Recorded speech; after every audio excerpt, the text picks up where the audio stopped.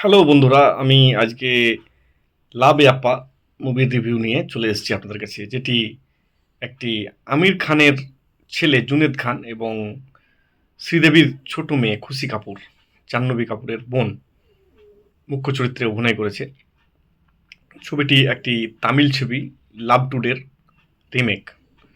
তো একদম same to same remake করেছে। তামিল ছবিটি হিন্দিতে অ্যাভেলেবল ছিল না, তো সেই জন্য দর্শক দেখতে যাচ্ছে। ছবিটিতে বেসিক্যালি খুশি কাপুর এবং জুনেদ খান, যে গৌরবের চরিত্রে অভিনয় করেছে, দুজনের মধ্যে ভালোবাসা আছে এবং দুজনের ভালোবাসাটাকে আরও গভীর করার জন্য ওর বাবা মানে আশুতোষ রানা দুজনের ফোনকে একে অন্যের কাছে মানে বদলে দেয়। মানে এর ফোন গৌরবের ফোন, মানে জুনেদ খানের ফোন খুশি কাপুরকে দিয়ে দেয় এবং খুশি কাপুরের ফোন জুনেদ খানকে মানে গৌরবকে দিয়ে দেয়। এবার আপনি ভাবেন যে আজকের দিনে প্রাইভেসির কতটা মহত্ব, এবং আপনি যেগুলো না দেখার জিনিস সেগুলো আপনি ফোনে রাখেন, কার সঙ্গে কথা বলেছেন, কি করেছেন, চ্যাট, কার সঙ্গে চ্যাটিং করেছেন, এইসব জিনিসগুলো যদি আপনার ফিয়ান্সি জানতে পারে বা এমন কোনো ব্যক্তি জানতে পারে যার জানার কথা না, সে এবার তাহলে কি হবে এবং বইটা কীরকম একটা এন্টারটেনমেন্ট বই হবে, যেটা গ্রিপিং করে রাখবে আপনাকে। খুব ভালো বই লেগেছে আমাকে। তবে খুশি কাপুর এবং জুনেদ খানকে, খুশি কাপুর তো চলেন ঠিক আছে, কিন্তু জুনেদ খানকে আমির খানের লেগেসি ধরে রাখার জন্য অভিনয়কে আরও মাজতে হবে, ঘষতে হবে এবং খুব ভালো করতে হবে। বেসিক্যালি এটা প্রথম ফিল্ম বলে একটু ছাড় দেওয়া যায় জুনেদ খানকে। এই ফিল্মটার একটা এন্টারটেনমেন্ট দিক রয়েছে, যেটা কিকু সারদা। কিকু সারদা আপনারা কপিল শর্মার শোতে দেখেছেন, ওকে ওর অ্যাক্টিং কীরকম, তো সেই অ্যাক্টিংটাই এখানে ধরে রেখেছে এবং দারুণ সুন্দর অ্যাক্টিং করে রেখেছে। কিকু সর্দার অ্যাক্টিং তো আপনাদেরকে আর বলতে হবে না নতুন করে, যারাই কপিল শর্মার শো দেখেন তাতে কিকু সর্দা যে অ্যাক্টিংটা করে, মানে মাইন্ড ব্লোয়িং। সেই অ্যাক্টিংটা এখানেও ধরে রেখেছে। কমেডি আপনি এখানে পাবেন এবং সবারই অ্যাক্টিংকে খেয়ে নিয়েছে কিকু সারদা বলতে পারেন। দারুণ সুন্দর অ্যাক্টিং করেছে। আমার তো খুবই ভালো লেগেছে কিকু সারদার অ্যাক্টিং।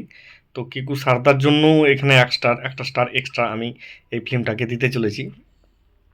কিকু সারদা আমার একটা বেস্ট, আমি খুব ভালোবাসি ওর অ্যাক্টিংটাকে।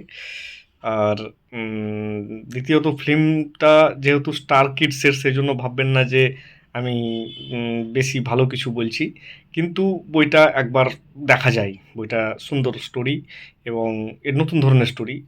আর এতেও দেখানো হয়েছে যে সোশ্যাল মিডিয়া বা ফোনের বেশি অ্যাডিকশান হলে কি হয়। ফোন বেশি ইউজ করা ভালো না। ইয়ং জেনারেশনদের এগুলো দেখা উচিত এবং ফিল্মটা একটা শিক্ষা দেবে আপনাদেরকে যে সোশ্যাল মিডিয়া থেকে যতটা পারা যায় দূরে থাকা মানুষের উচিত।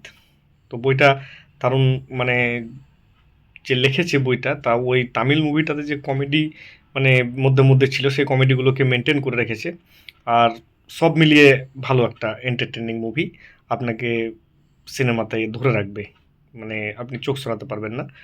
বইটা দেখে আপনার নিরাশ বা হতাশ হবেন না।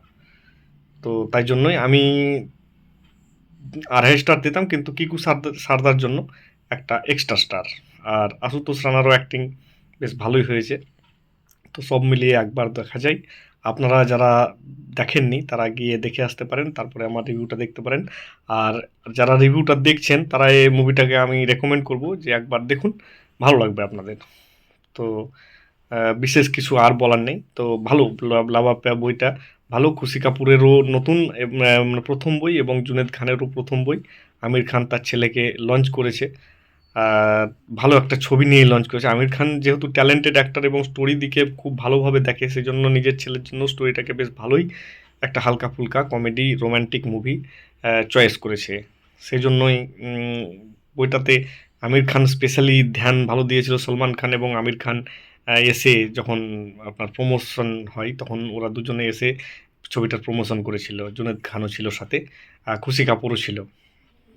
তো আপনারা যারা প্রমোশনটা দেখেছেন তারাও দেখে থাকবেন। তবে অন্যান্য স্টার কিডদের মতন যেমন আপনার জ্যাকি শ্রফের ছেলে টাইগার শ্রফ, ঋত্বিক রোশন, এদের মতন জুনেদ খানকেও এখনও প্রচুর কাজ করতে হবে নিজের ওপর।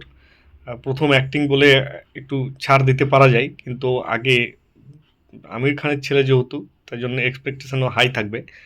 তো আপনারা একবার দেখে আসুন, দেখে এসে কমেন্টে বলবেন কেমন লেগেছে আপনাদের বইটা। তো আজকের মতো এখানে রাখছি। বিমল চ্যাটার্জির নমস্কার। দেখা হবে অন্য একটা ভিডিওতে।